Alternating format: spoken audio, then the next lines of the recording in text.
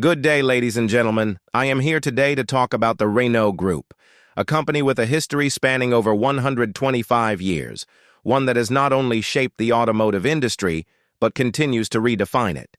The Renault Group is no longer just about cars. It's about vision, innovation, and a profound transformation. Through our successful strategy, named Renaulution, we have demonstrated remarkable agility. This strategy has three key pillars. Resurrection, focusing on margin, not volume, to restore a solid financial foundation. Renovation, renewing our product lineup, especially through the launch of iconic and electric models. Revolution, positioning the group as a technology player with a strong focus on electrification, software, and new mobility services. We have created distinct entities to maximize our potential.